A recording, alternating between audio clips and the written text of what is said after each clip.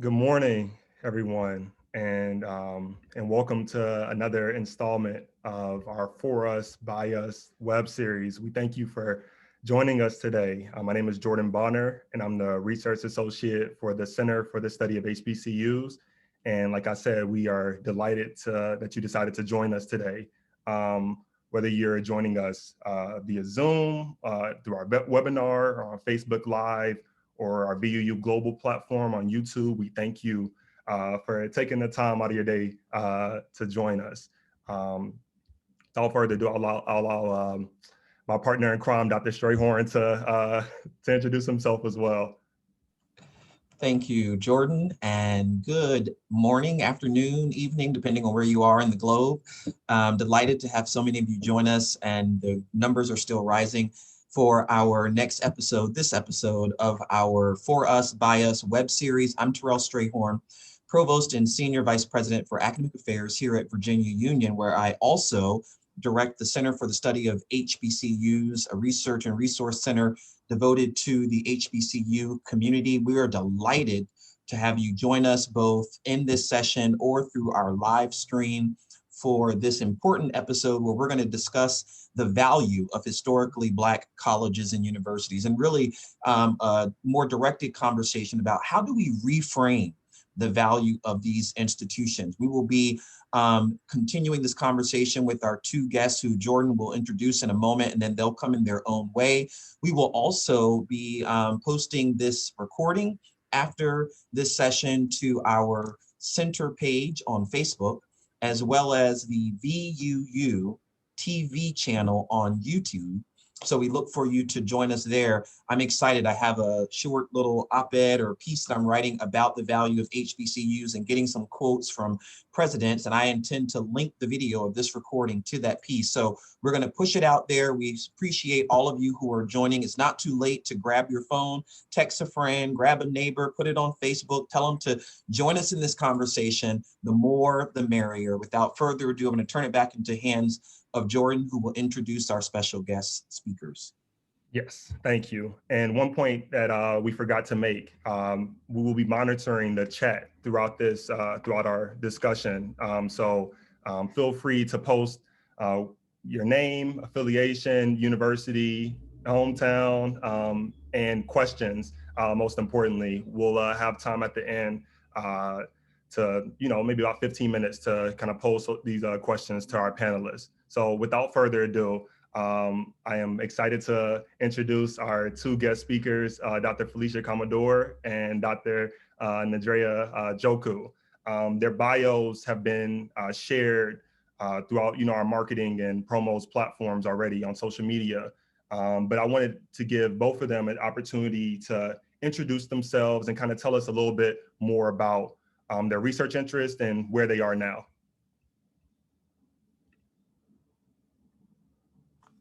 Okay, well, I'll go first. Thank you for the introduction, Jordan, and thank you to both you and Dr. Strayhorn for inviting us here today to talk about some of the work we've been doing. I am an assistant professor at Old Dominion University in the Higher Education and Community College Leadership Program there. My research areas focus on leadership, administration, and governance within the HBCU context. I also do work around boards and decision making and that relationship to achieving equitable institutions, and also looking at the relationship that Black women have with leadership within the higher education sector. So those are kind of the areas that I do work in, and glad to be here. And I'll turn over to my co-author and collaborator, Dr. Njoku. Good morning, everybody, and thank you again, Dr. Strayhorn and Jordan, for having us here this morning. Like Felicia mentioned, my name is Nadrea Njoku, and I am a senior research associate with the Frederick D. Patterson Research Institute at the United Negro College Fund. In my work there, I am excited and thrilled to contribute to centering the narrative of HBCUs as one is asset based. We work directly, well, my work specifically directly relates to the work that the United Negro College Fund does through its Institute for Capacity Building, where we have a direct boots on the ground approach with assisting institutions to build capacity, specifically thinking about it in the research practice perspective from a community engaged Black feminist approach, where we center narratives of the participants as well as our own positionality as HBCU graduates. Many of our research associates, senior research associates, and program managers in the Institute for Capacity Building are HBCU graduates. And so I'm thrilled to be here to extend the for us, by us approach at looking at HBCUs and reframing their value and value propositions in the field of higher education. Thank you. Thank you so much. So without further ado, we want to now turn to today's webisode, reframing our value and, battling the misconceptions of regional public HBCUs. So we know that HBCUs are diverse. You have some that are private liberal arts, large state funded, and in regional public universities. So based off your article, Outpacing Expectations, and your research, what's the danger of HBCUs being viewed as monolithic? And what can we do to avoid it?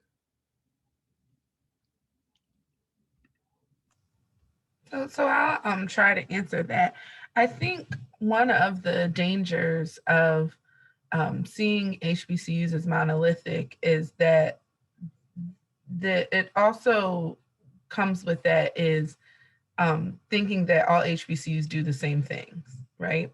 And so that's not necessarily true. Many of them share a similar core mission, right? But the way in which they enact that mission and the way in which they bring that mission to life is unique to each institution.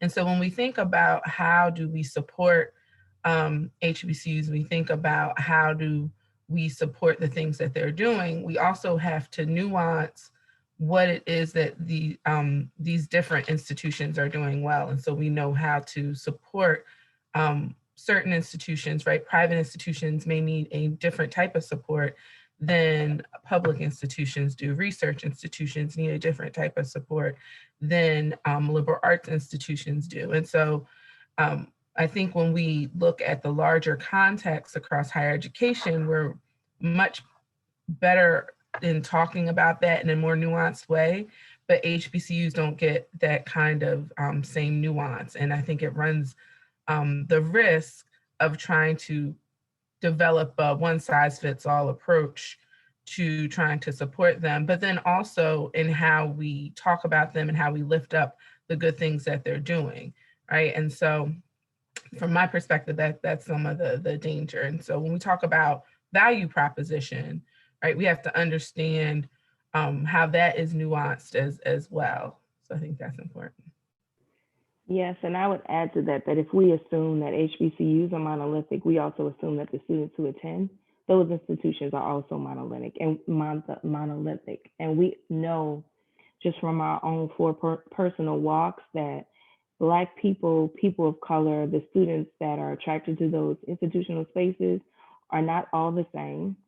So institutions have to obviously respond to those students and their needs differently. And every HBCU, while they have been traditionally and historically marked as welcoming spaces for students, particularly Black students who have been closed out from other educational spaces historically, they respond to their students in different ways. And so one HBCU may not be a fit for one Black student who wants to approach their career or their future, but another HBCU might be. And so also in that, in relating it back to our article, not every HBCU is public, not every HBCU is private, small, liberal arts based. They all have something to contribute to our field, higher education as a whole. And I think it's our duty, and Felicia and I have done this with our research agenda separately, in being able to distinguish the two and highlight the ones that are marked for the students who need them.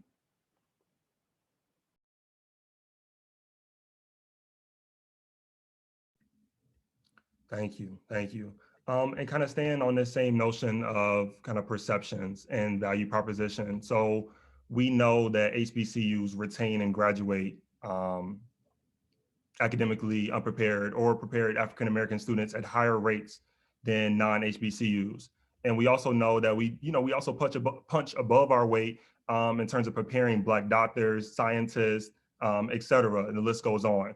So how should HBCU advocates and leaders respond to the negative perceptions set by like widely circulated articles implying that HBCUs are sinking and that we are not necessarily carrying our weight? What would you say?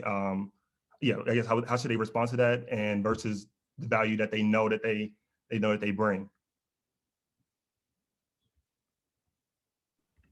I'll go ahead. I think we have to ask ourselves, well, one, we all know that the idea that HBCUs are sinking or they aren't relevant to the field is fake news. The biggest fake news headline of them all. Yeah. But so you have to fact check everything you say, and just because someone writes something doesn't make it true. You have to put it in context. And so to that, I would also say sinking to whose standard?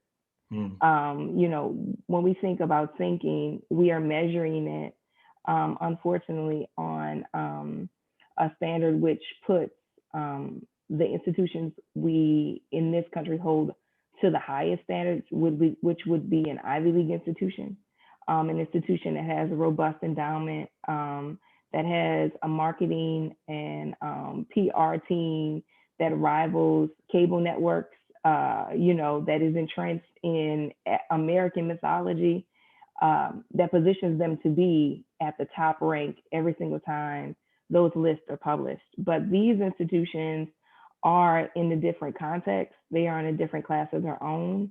And so we have to think about their standard and, again, their proposition, value proposition in a different way. And not approach them from the same research practices and methodologies that we approach all other institutions.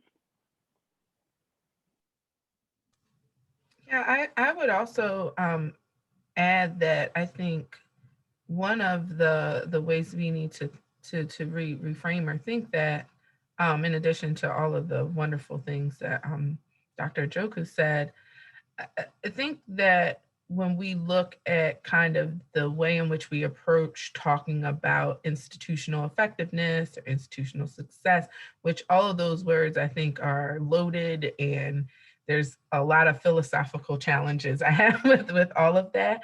But when we think about those things, we have to also think about what is the data that we're using to make these propositions.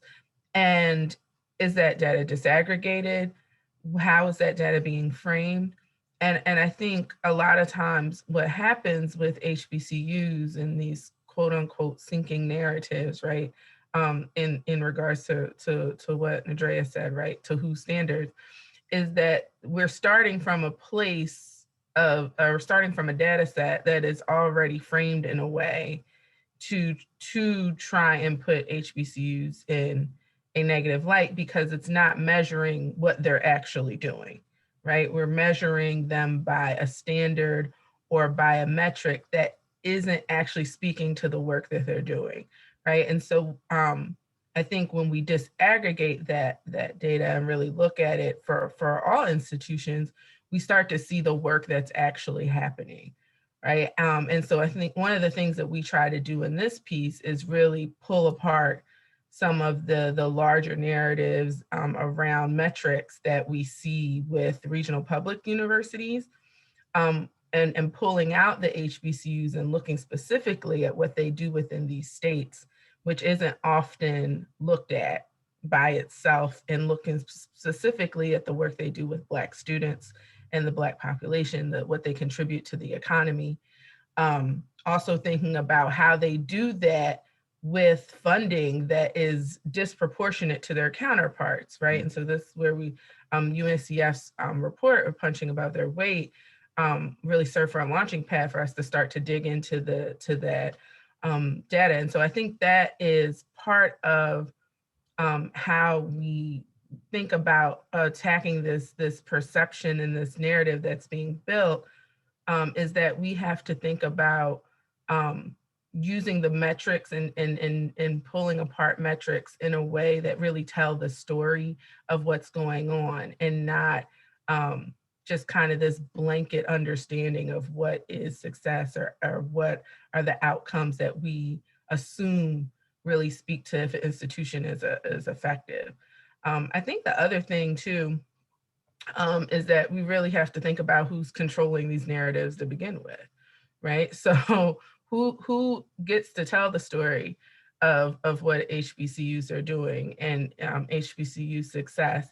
And so I think it's really important with what you all are doing here, right? The for us, by us, in that if we are going to really talk about the perceptions of HBCUs, then it should be HBCUs and those who are HBCU advocates who really speak to what they are doing and really are able to explain what they are doing and talk about that and create that narrative. I think when we leave that narrative up to others to tell, we run the risk of it being told in a way that is not true to the work that's being done. Yeah, and what I really want to, I think, add to what Felicia's saying is that we have a lot of, we don't have enough, but we still have a significant amount of work being done on HBCUs that look specifically at the institutional impact. But what metrics do we have that follow the students to and through and after their walk at those institutions? And that's what our article does, as well as punching above their weight as the launch pad, is using metrics to look at the student to, through, and after college and their educational and economic impact on the institution, their communities, their state, and then the country, and then abroad. All of these points, so many good points to talk back about, or to circle back to. So a couple of things I just wanted to point out. I mean, we're talking about the whole notion of standards, sinking according to whose standards, who gets to define what staying afloat looks like and what sinking looks like, and who had input into setting those standards. That's really important. I love the troubling of these terms, the language: institutional effectiveness, student success, institutional success, which really sort of points to these ideas about the assumptions that get embedded in these evaluation systems and ranking systems and other ways about what really matters and what's valued. Thinking last evening about a site that it will remain nameless in the moment, but it's easy to pull up, right? That for whatever reason, it promulgated this list of all of these institutions that need work. They're called, I think, like the bottom 100 schools or something. And it's not by some reputable source. It doesn't take much to, figure that out as you look through the site. But if you look at the list, there are a lot of historically Black colleges on that list.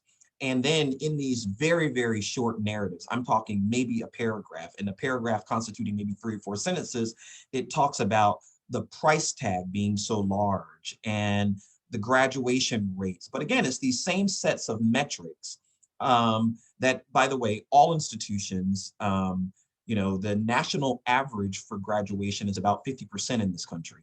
So when we start talking about historically Black colleges that has graduation rates of 30% or 40% or 25%, we got to remember that the ceiling is not 100. I mean, that's the goal. We would love to graduate 100%, but so too would all 4,300 colleges and universities in this country. But we never tell that narrative, right? Because that's not the purpose of this site. It's to sort of do exactly what you talk about in your piece, is to continue this deficit perspective about Black colleges. It's to hold them up to these standards that are not their own in a way that will always leave them wanting. And so, of course, none of this is new. The paper you've written, the report from UNCF, all of this research is really important. But I guess one of the questions we have is like, why don't people, and I'm going to ask it the way it's in my mind, right? I'm not going to allow myself to critique it, but why don't people know this about HBCUs? Why don't they know that HBCUs are overproducers in many ways of graduates, especially Black graduates who go on to STEM careers and judges and lawyers. Why don't people today, I'm not talking about 50 years ago, I'm talking last week, Jordan and I had a meeting with an association that will also go unnamed. And their question was, look, are there any HBCUs who are doing research on fill in the blank, or HBCUs who have federal dollars from this agency? And the answer is absolutely there are. But why don't people know it? And how can we change that?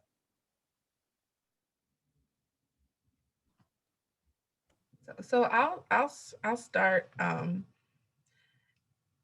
think we don't do a really good job in higher ed. I'm speaking from a researcher point of view, in our field of research, of speaking about what we have learned and what we do in the research that we've done, particularly focused on HBCUs in a way that is accessible, right? And not just accessible to the general public, which I think is really important too, right? In that we get public buy-in into our institutions, but also to the those who are policymakers, those who are going to be the legislators who are going to be talking about funding and setting budgets, to organizations and foundations that have access to large philanthropic dollars.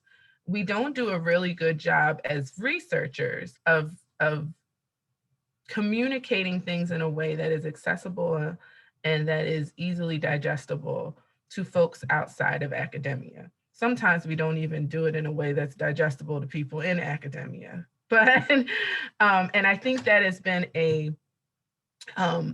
something that we really need to think about if we're calling ourselves advocates for HBCUs. Who exactly are we advocating to, right? Are we just talking to ourselves? Are we just writing to get pats on the back? Are we really doing work that we are hoping has direct impact for the institutions that we're working alongside? And I think that is a really big piece. I think the other piece is, I think by design, society wants to hide what our institutions are doing, right? And so they're, whether whether that is what we talk about in our piece, right? In that when we have a conversation about regional public universities, it is a broad stroke. It is not that there's this other sector within regional public universities that has its own unique missions and that their own unique kind of thing that they're doing, right? So when advocating for regional publics, we're advocating for HBCUs, but HBCUs don't ever get called out for what they specially do within that. When we're talking about private liberal arts colleges, right, we paint that with a broad stroke.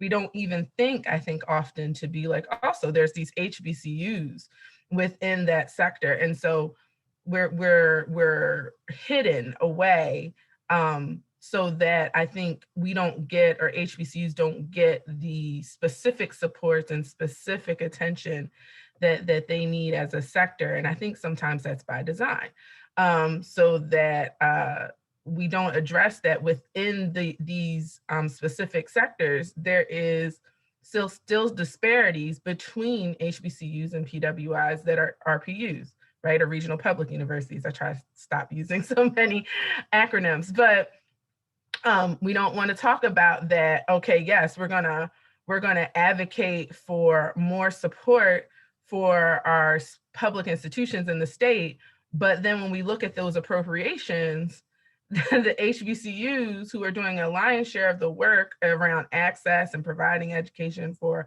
the Black constituents in that state, are getting drastically less than the other institutions, right? And so I think that is a part of why people still don't know what HBCUs are doing, still don't understand the successes they're doing. And when people do talk about them, we still talk about them within a historical context. as though this is what they used to do. These are the graduates they did produce. And it's like, no, they're producing those people right now. They're having this impact right now. And so that is the other portion. I think we have to really think about this narrative in a contemporary context and alongside of the great legacy of these institutions. The institutions are still building their legacy. And I think we have to frame it that way as well. And I echo everything that Dr. Commodore said, but I also see there being a connection between the narrative that we have. There's no difference between the narrative that we often see with HBCUs that we see when we think about Black men and Black women. When those stereotypes are plucked, it just feels better. It feels, juicier to the media. And so when we pluck those bad stereotypes, that's what gets through this funnel of information. Not until we have like what I call the trifecta, the Kamala, Keisha, and Stacey news narrative, that we get the op-eds that say, HBCUs are shaping the political landscape. Come on, guys. They've been shaping the political landscape for forever. They have not ever have they not touched politics. You can just go down the list of senators, congressmen, civil rights figures. We can talk about celebrities, in film, music. They have always been touching the cultural landscape. But it's not until those, the different worlds or Beyonce's Homecoming, do we go, oh, they've been doing something. They're out there doing work. We've always been out there doing work, and the work never stops. And I also think that that's part of it. The work at our institutions never stop. The clocks never finish. The time clocks, we never punch a card in and out of the clock. We're always on the clock. And so we're always immersed in the day-to-day work that it's often hard to pull back and think about how do we market ourselves in a way that's beyond the cultural moment. How do we put ourselves out there to continuously keep touching on the positive and the asset moments that we have. I mean, you can go to any football game, and touch and feel the culture. Unfortunately, we don't get those moments every week. Something that I appreciate so much of what you're talking about, because, I think in our last episode, I may have mentioned this, that, with COVID-19 pandemic, physical distancing, folks yearning for connections. It was DJ Be Nice first on Instagram, and now all of these versus battles and so forth. And so just watching them, right? And I was watching, can't remember whose it was a couple weeks ago, and I was just inspired to think about the role that HBCU graduates and HBCUs have played in cultural advancement, the advancement of arts and music, and also in social justice movements, in moments of chaos. It doesn't always mean that you're leading the march, but I've seen HBCU graduates who are now actors and musicians who are doing versus and listening sessions, and they're sharing their gift with us, but what they're also doing is helping the world, not just the Black community. They're helping the world through this global pandemic. And how does that get captured? How many, versus artists are HBCU graduates versus PWI graduates? And how are HBCUs getting counted in that system, that of ranking or organization of institutions? Because again, I think we would punch our weight in that space. But it goes back to what we've been talking about, the things that really matter. Right now, people want to be connected. People want to hear good music. People want to know that they're not alone. And HBCUs and their graduates, both historical and present day, are leading the charge. When it comes to Black Lives Matter, You know, we're doing some of this work now, but to look at who are the leaders. I'm not talking about the ones who are always on CNN or Fox, whoever watches that. My own personal opinion, right? But who's out there leading those local movements and efforts and galvanizing or organizing people? And where were they educated or trained if they went to college? Again, HBCUs would out punch their own weight class, but where do we capture that data? And how does it get included in these ranking systems or lists that carry so much weight for policymakers and decision makers and funding agencies? Any reactions to that?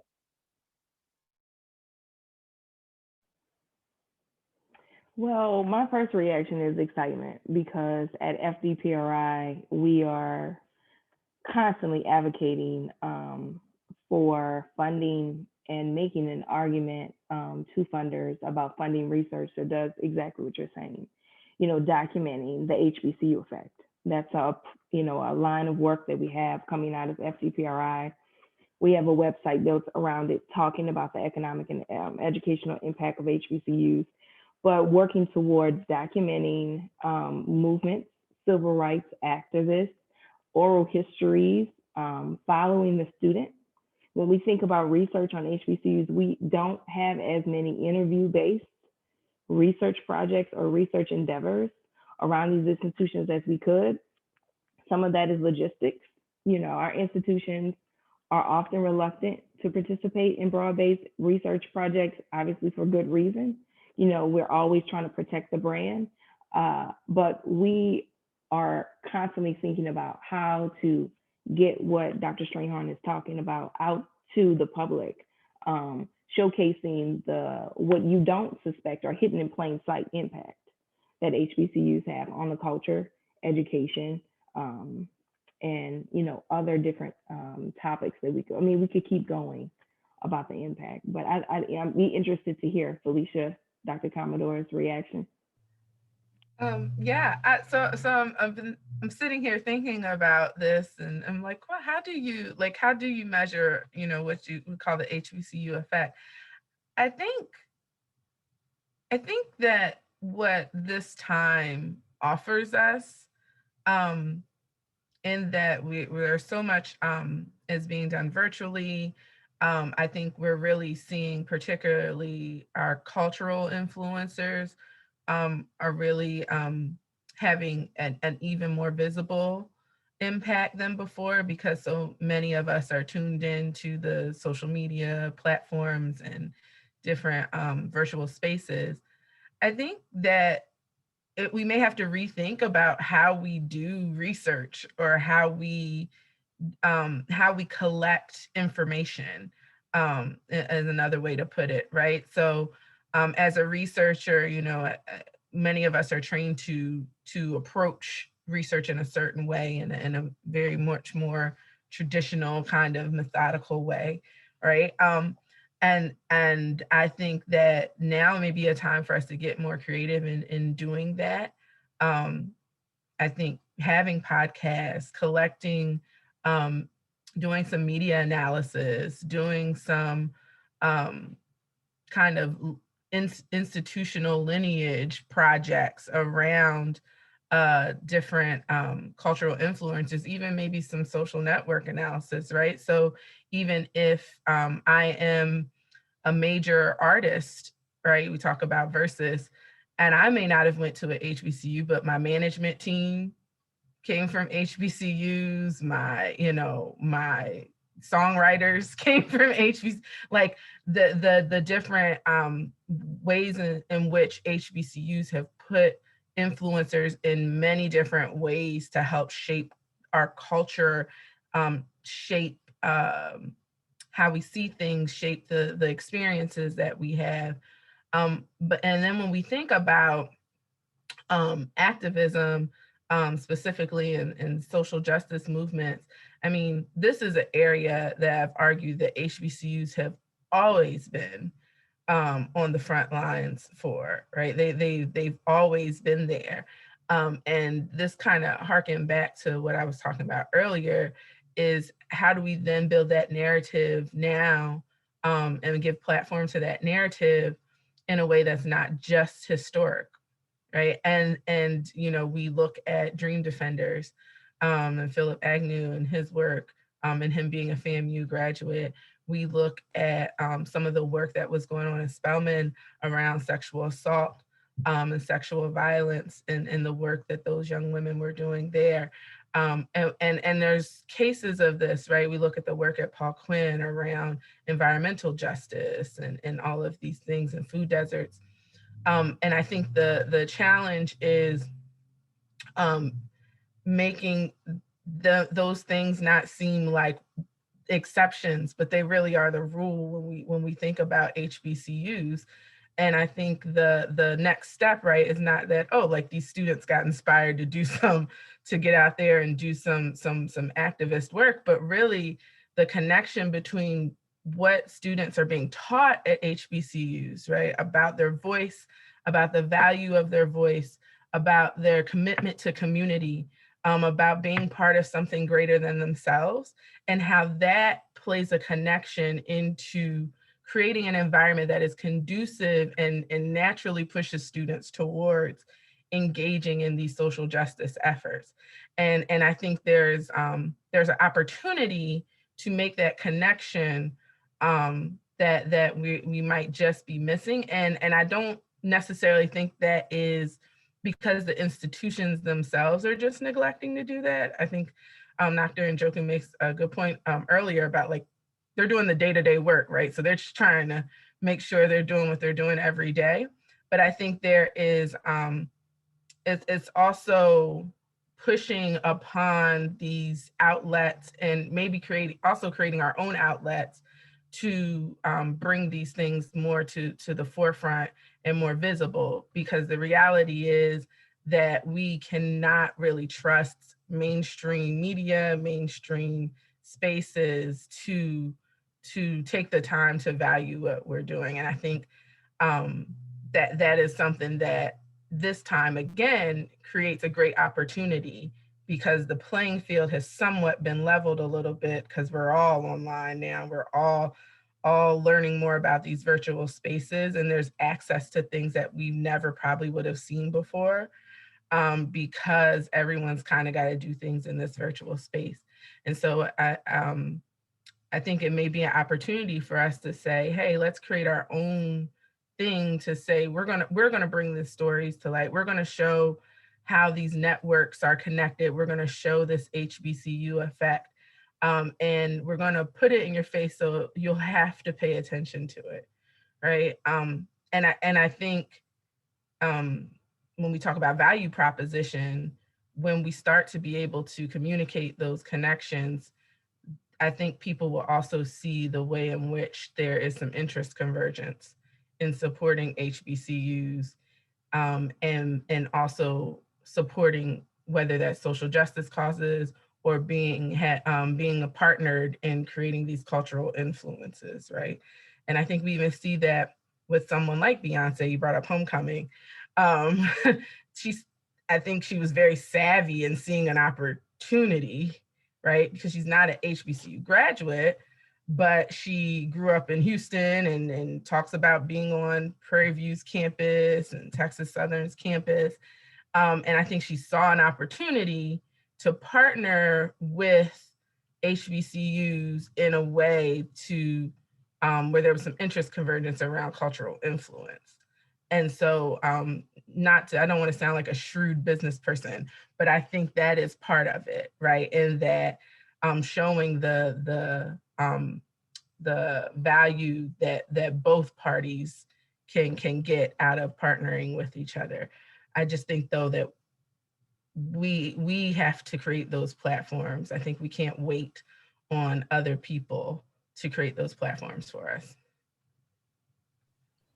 I just want to add on to that. I think that the way you articulated that for our audience and those watching on our live stream is so important, right? Interest convergence, this language that we borrow from theories like critical race theory that allow us to see the importance of, one, it just opens our eyes to a way to work in this capitalist, racist, sexist society, right? That we all know exists.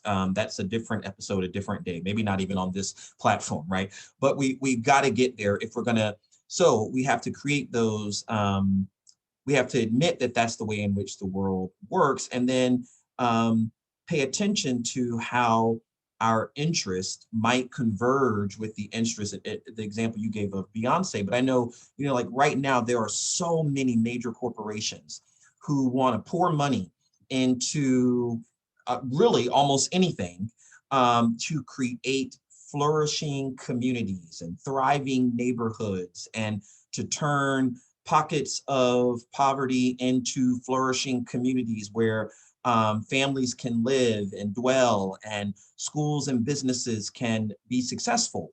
It is historical, but it is no doubt true that many historically Black colleges and universities are in these zip codes. And all you gotta do is read the history of HBCUs to understand, actually the history of this country, to understand how that came to be. So if these corporations want to change that zip code, change that community, invest in building its infrastructure, investing in HBCUs is a wise choice. That's the interest convergence that you're talking about. And we, the HBCU community leaders, advocates, graduates, supporters, have to develop some fluency talking about that, seeing those connections in ways that will advance both fronts. Were you going to add something, Dr. Joku? Yeah, I was. I think you added a little bit more depth to what I was going to say or build upon. But I think, we often talk about, I know Lori Patton Davis and Shayla Haynes talks about Black women as possibility models. And so in our office, we often talk about HBCUs as possibility models as well. And so I think if we could borrow from their approach as researchers and advocates for HBCUs, we would borrow the principle or the characteristic of bravery, and asking emerging scholars as well as scholars seeking tenure to reach, if HBCUs are their dream research topic, maybe post tenure, to get there sooner. Approach HBCUs as a topic that you don't get to once you have something under your belt. It should be no longer considered the niche topic or the thing you can do once you've accomplished this, but it is a career builder. The topic itself is largely under-researched. We already talked about some of the spaces and types of directions you could take the research that Dr. Commodore and I published on regional public HBCUs. But I think we shouldn't wait. We have no time to wait on this topic. We need to be brave about our approach in researching HBCUs and do it sooner. There is a lot of work to be done, and there are far too many capable, critical, and creative scholars entering our field to wait on the topic. I meet young scholars all the time who are brilliant and often question their approach to the field and what they might research. And I think HBCUs are a right topic. But also in kind of a thought that I had earlier about why don't we see this, or I think we need to continue to invest in our institutions who want to invest in the topic of HBCUs, not resting our laurels so much on the prestigious institutions that are held to a high esteem, who do work on our institutions, but always for us, by us, leaning on the Center for the Study of HBCUs, or the Center for the Study of HBCUs, or FDPRI, the institutions that have invested and continue to invest in our vision, our narrative, and our institutions.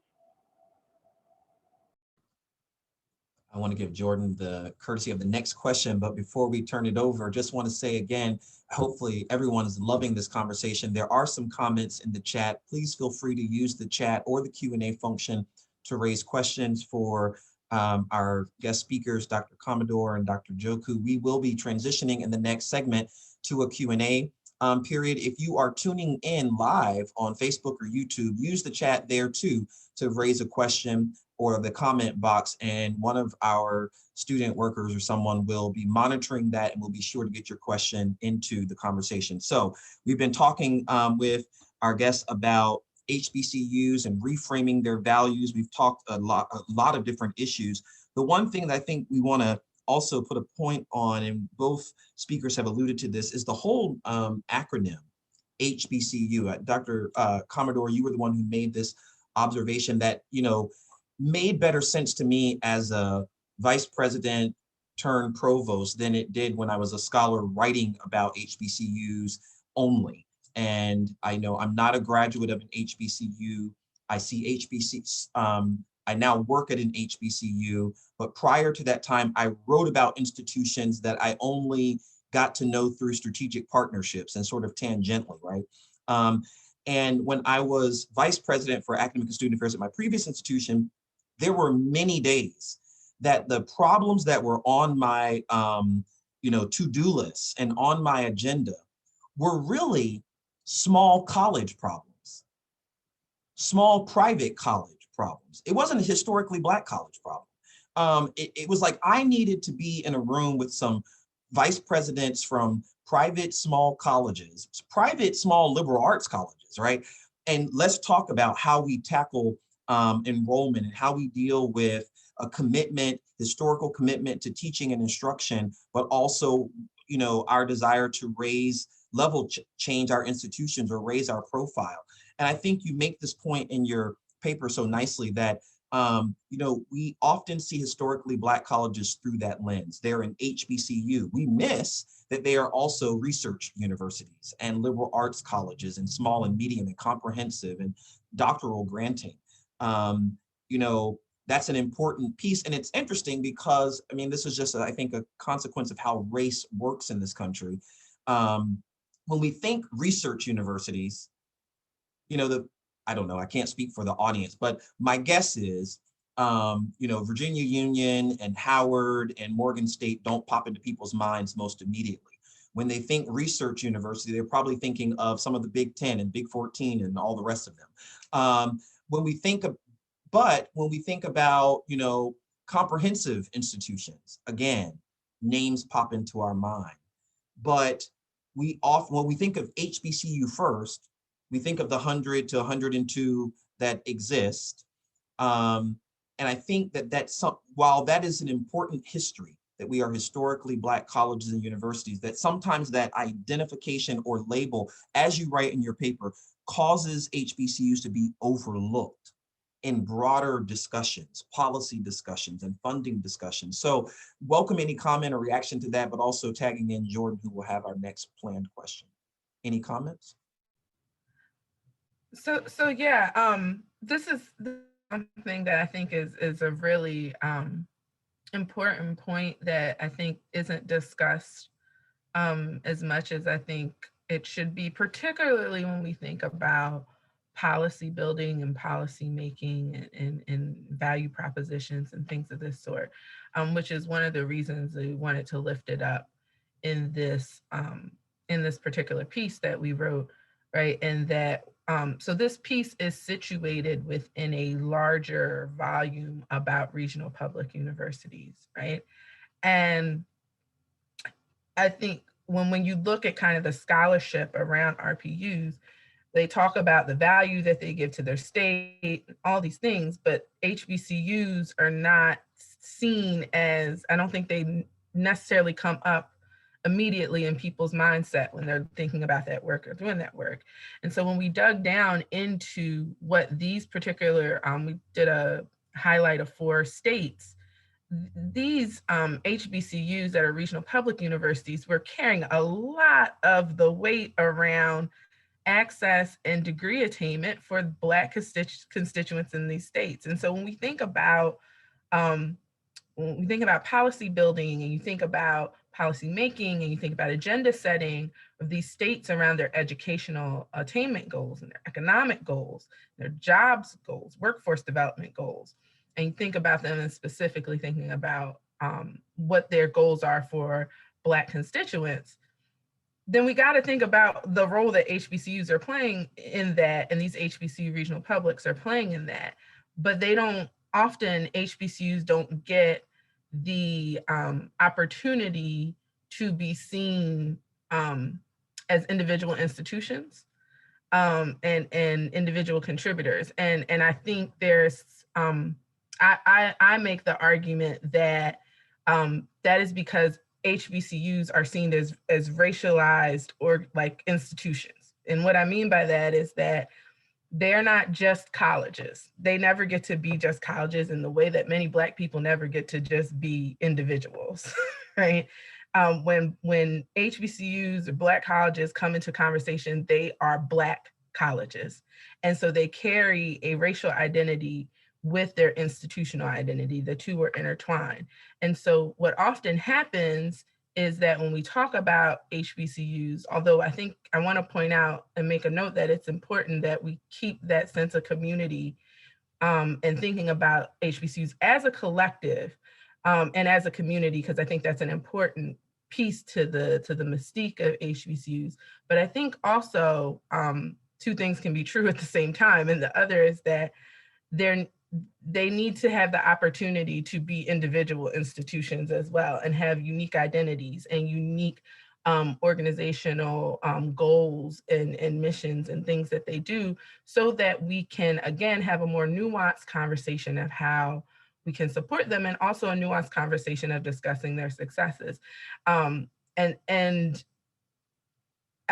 of the examples I use of this is how this happens, right? When we think of scandals, right? When predominantly white institutions have a scandal, it's that institution. It's Penn State or it's Maryland. It's one institution.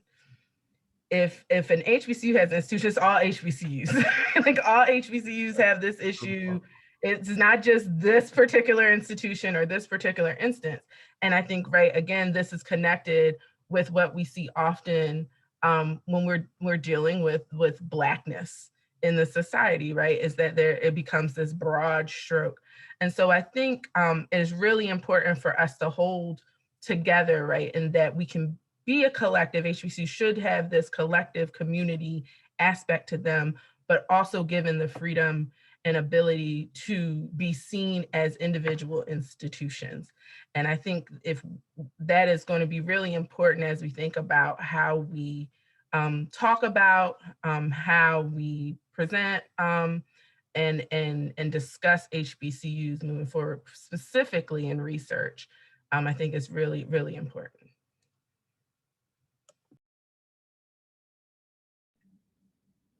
Wow. Yeah. I'm trying to figure out, there's just so many nuggets of wisdom that you're giving us and very important points. And so I'm scrapping all of the organized questions I had. But okay, one thing I did want to ask you, and this is going back to a previous point. So say we are able to collect that data, hypothetically, we collect that data, the HBCU effect. How should it be disseminated, and who are the right stakeholders?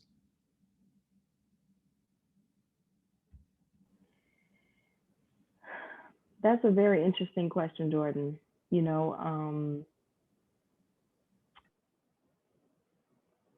I think we'd have to get really, really granular on, how we talk about that, because as a researcher, I think about Eve Tuck's work and how she talks about everyone doesn't have to know everything, right? Does everything inform the message that you're trying to convey? But I definitely think that the audience is beyond the field of education, because if we just stayed in the field, we might only get, a reaction from the field. So it's a broad audience, it's an international audience because we feel and believe, it, and it is fact that our institutions have so much to provide this world and perpetuate so much success.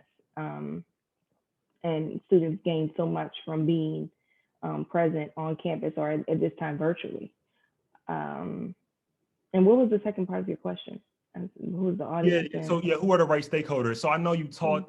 you guys talked a lot about HBCU advocates and leaders when they go to state legislators, when they are sort of communicating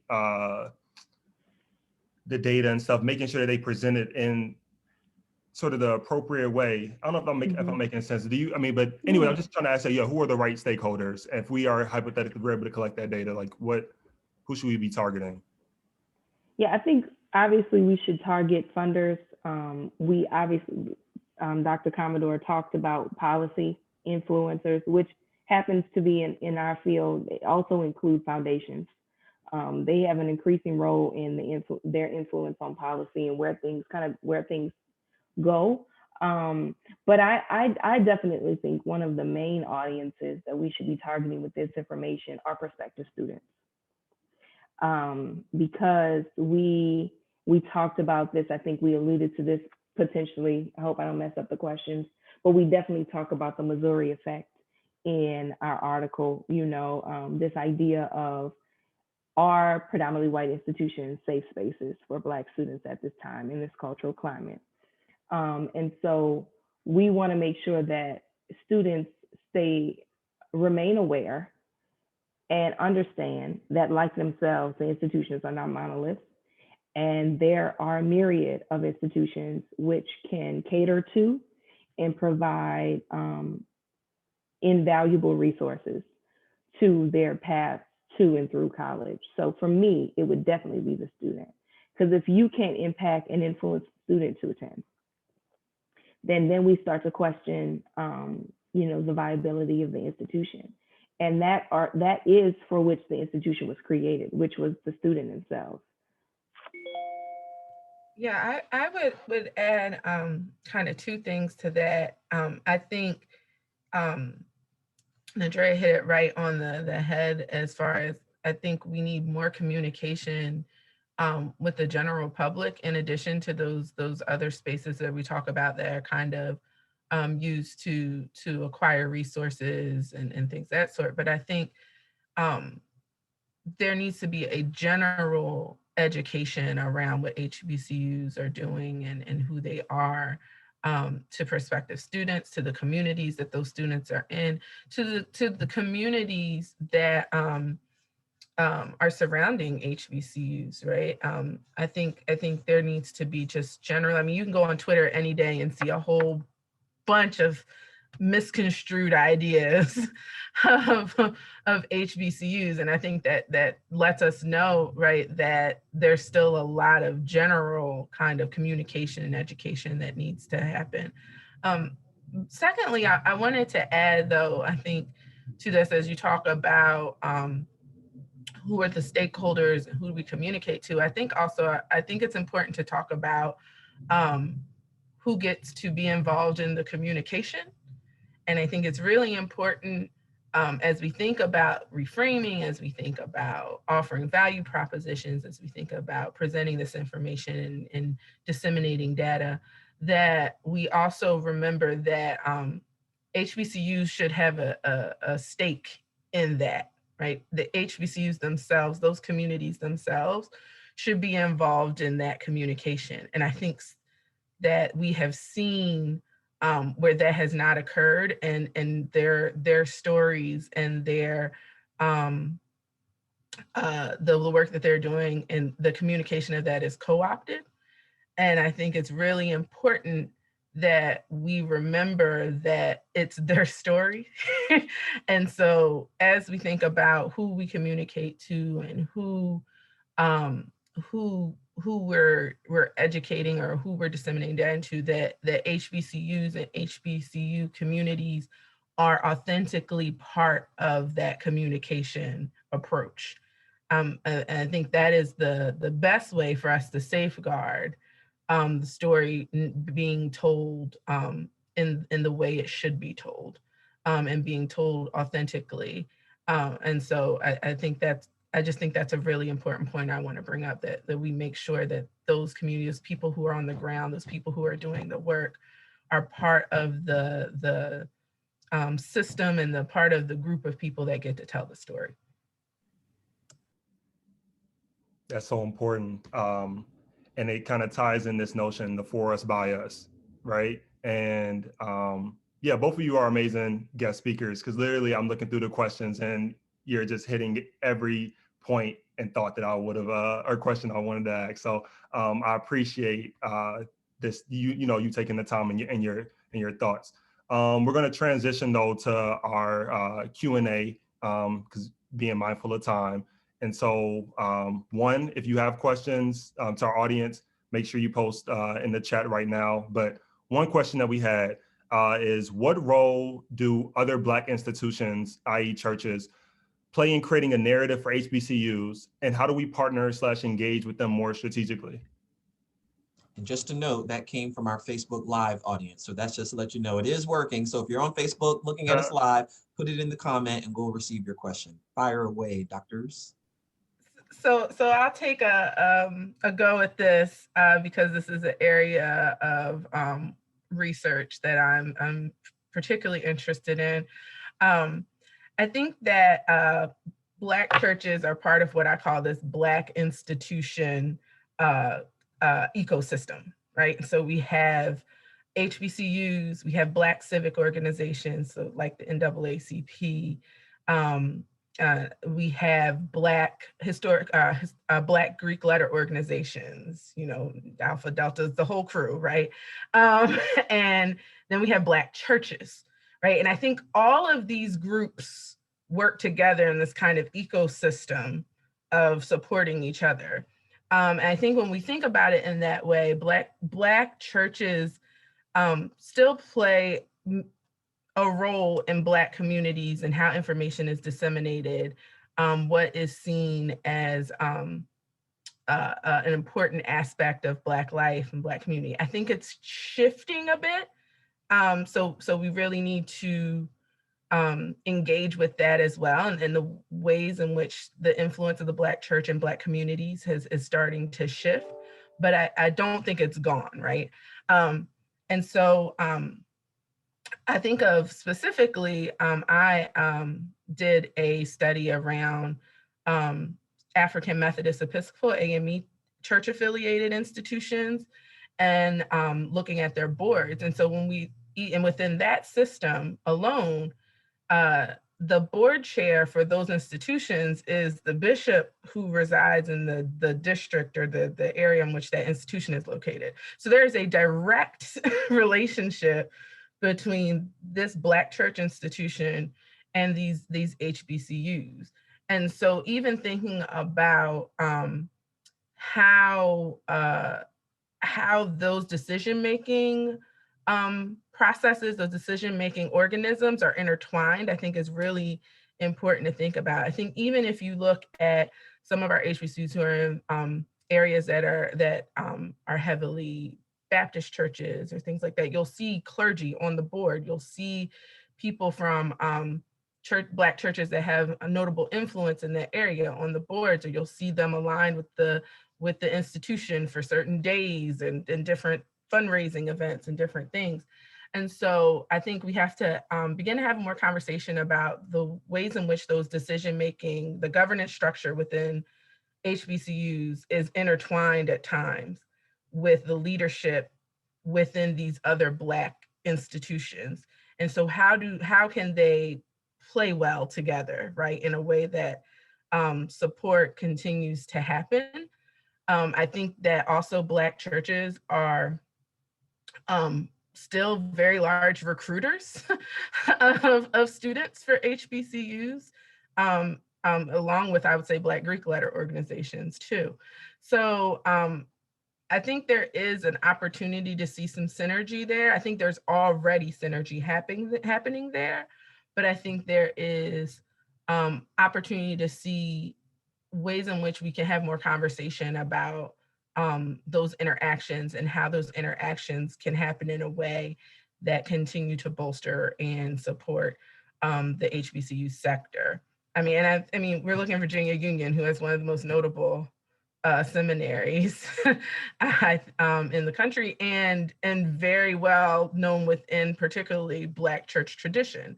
So I think even in that, right, there's an opportunity to have discussions about how those two things are intertwined. I don't know that we talk about it enough, though. And I would just quickly add that other Black institutions, such as Dr. Commodore mentioned, Greek institutions, as well as other social community institutions such as Jack and Jill, they also make it a really strong programming point to support historically Black colleges. So I think it's a secular relationship that we continue to support and uplift those institutions for our betterment and survival. That's such a great point. And there are comments in the chat that folks who want to read that study about the connection to the church, particularly as it relates to the AME Zion Church, and certainly appreciate the recognition and acknowledgement of our, well-regarded, highly respected School of Theology. The Samuel DeWitt Proctor School of Theology here at Virginia Union has a long history, not just as, and I'm not just saying this in my present role, I mean, before ever coming to Union, the School of Theology, and that it is a remarkable School of Theology on par with any School of Theology. It happens to be located at a historically Black college or university, similar to the way in which we were talking about the positioning of the identity earlier, that we don't often think, world-class School of Business and then look for those that are HBCUs. We think, I need an HBCU represented, and we don't realize that HBCUs have distinguished themselves in the preparation of theologians and Bible scholars and scientists and doctors and political scientists and education leaders across the board. There is a question from the chat, has to do with the presence of HBCUs in the US. And this idea that maybe our prominence would be greater if we were elsewhere. And I just want to offer that because it's a platform or an opportunity for us to point out the number of historically Black colleges that are right now building campuses in other countries, creating international partnerships. I know that Virginia Union is not alone in this. We are doing it, but so many others. But any thoughts or reactions about the ways in which HBCUs have to become more global and to build campuses elsewhere?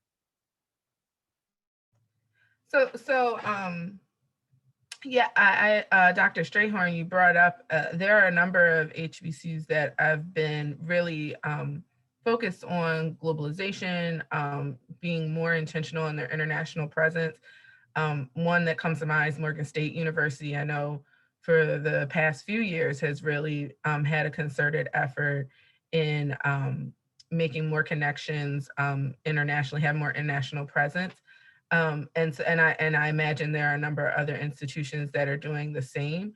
I think one of the things that we have seen is that there are some principles around the mission of empowerment and uplift that we have seen at HBCUs that speaks to students across the globe, particularly students of color, right? Like, so particularly Black students in global context.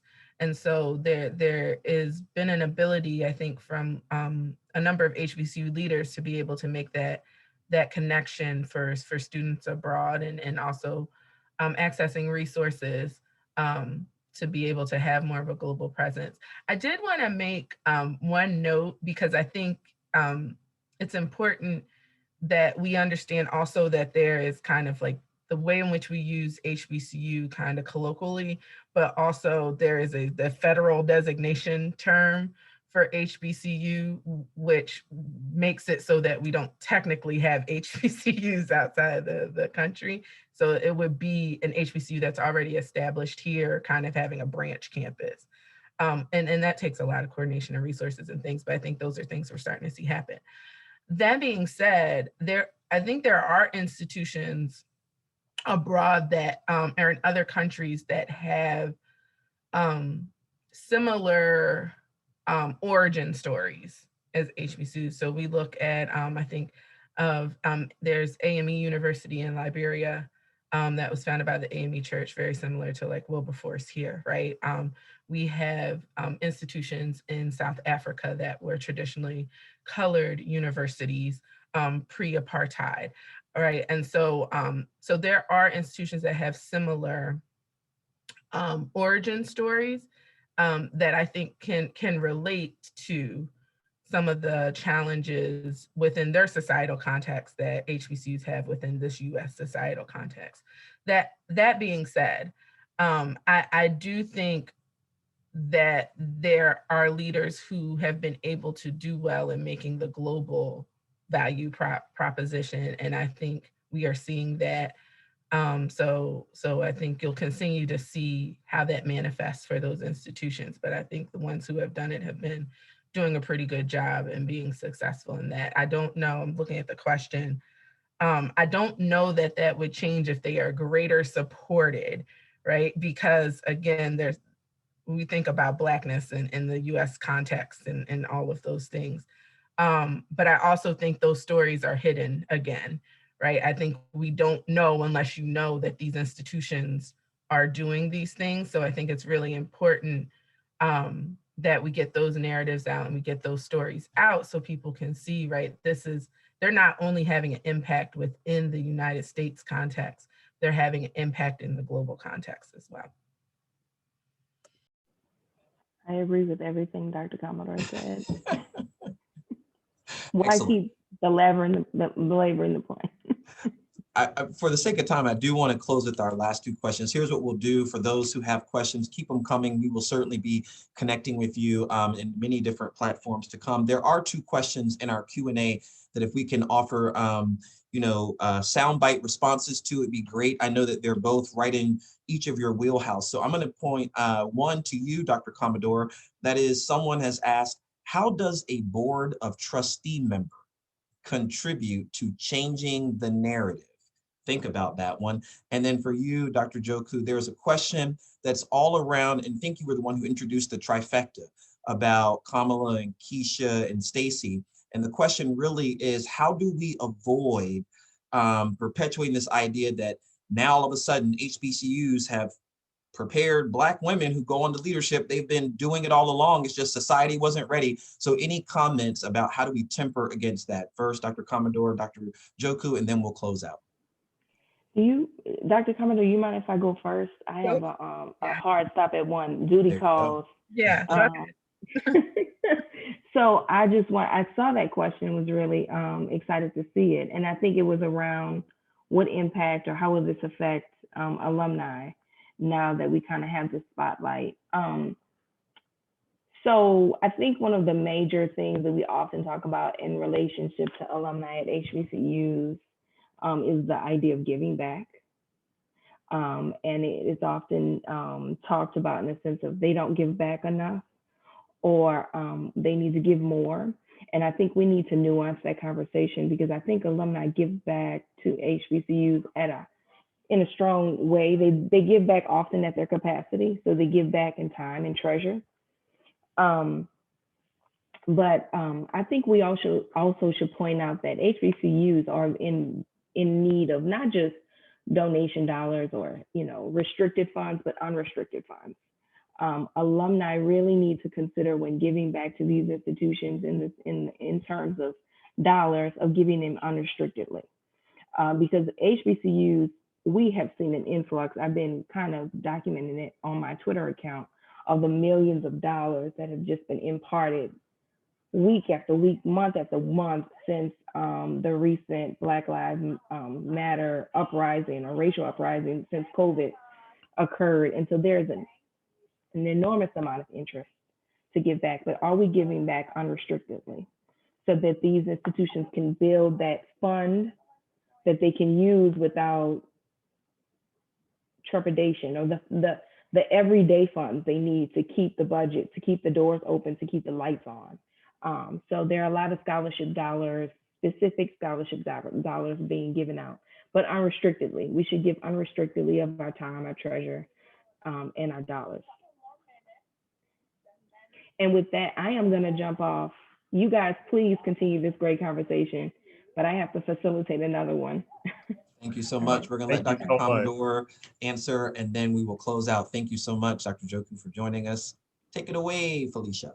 Yeah, so so someone, of course, came with a board question. This makes my day. It makes me so excited. So I think when we think about the role that board members can play in this, right? I think we first understand how board members end up on boards, right? So in the public institution space, they're usually appointed by a gubernatorial administration or a state legislature. There's a few states where they're elected, but that's rare.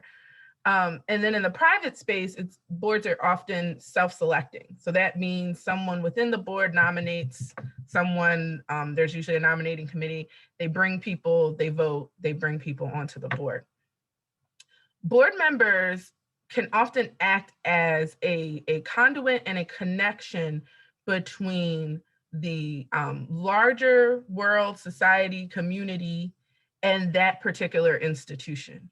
And so when we think about them as conduits or as connectors, the role that they can play is that they often are the ones who have the opportunity to tell the story of this institution to the people that can provide resources to that institution. So whether that is their own networks, whether that is philanthropic organizations, many board members most board members come from the business industry. So we're thinking about their corporate networks, their own corporations that they are a part of. When we think about their different communities that they're a part of, right? So all of these are opportunities for them to tell their institutional story, what they are doing, how they are doing, the impact that they are having in a way that helps those who have access to resources, whether that's students, prospective students, whether that is financial resources, whether that is internships and jobs opportunities. They have board members have the opportunity to tell that story and share that story in a way that makes those who have the ability to access and direct resources to do so to their institution.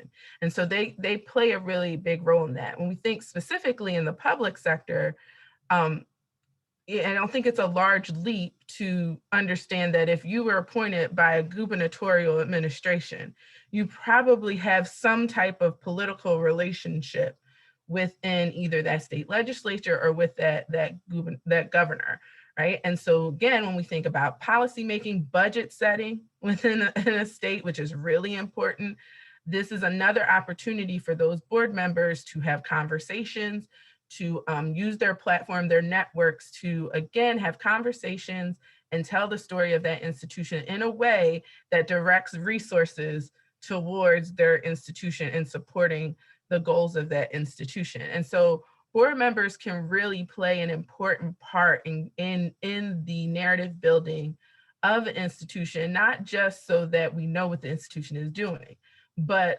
very targeted way in helping to navigate resources and direct wealth to the institution. And then the other way I think is really important that board members play a role is that though board members should not be involved in kind of the day-to-day operations of an institution, they do engage in policy setting and agenda setting for the institution.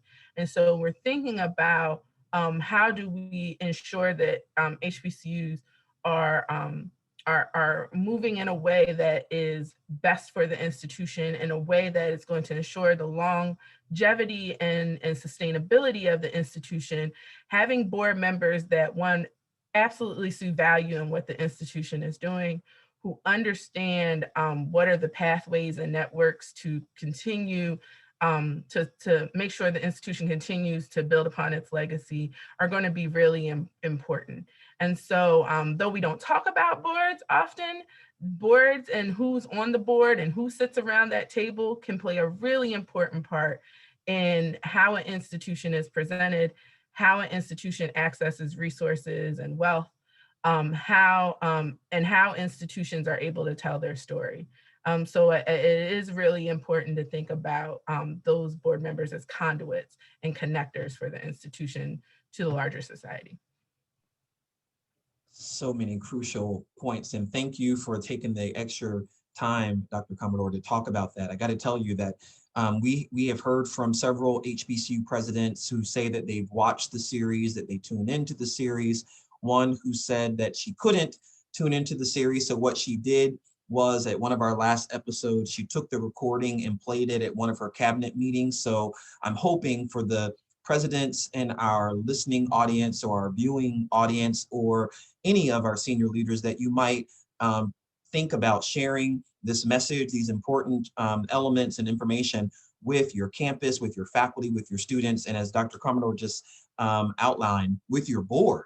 And if you're looking for more research and more work, just Google her, Felicia Commodore, HBCU boards, and you'll pull up her wealth of research on this topic. And certainly she's available as a resource to each and every one of you. So for the sake of time, I want to thank you, Dr. Commodore and Dr. Joku, for joining us for this episode of For Us, By Us. We've been talking about reframing the narrative, reframing our value. I'm delighted to be joined by my co-host, our research associate in the center, Jordan Bonner. For those who are watching and listening, please stay tuned, connect with the center, visit our website, the Center for HBCUs, located at Virginia Union University, as well as Center, the number 4, HBCUs on all things social media. You can find Dr. Commodore at Old Dominion University, where she's an assistant professor. Feel free to reach out to her. Dr. Joku, who has left, works at the UNCF's Frederick B. Patterson Research Institute. We put their bios in the chat.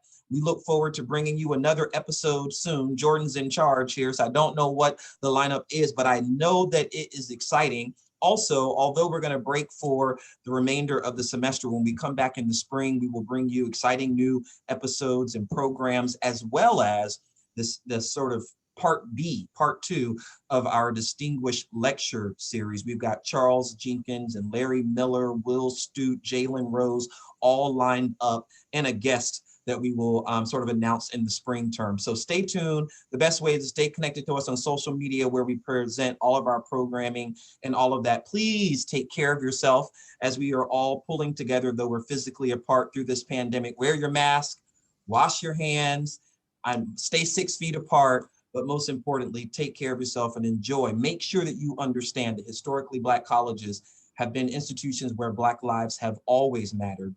And they've been on the fore of every single social movement in this country. No mistake about it. You only have to listen to this episode to understand that.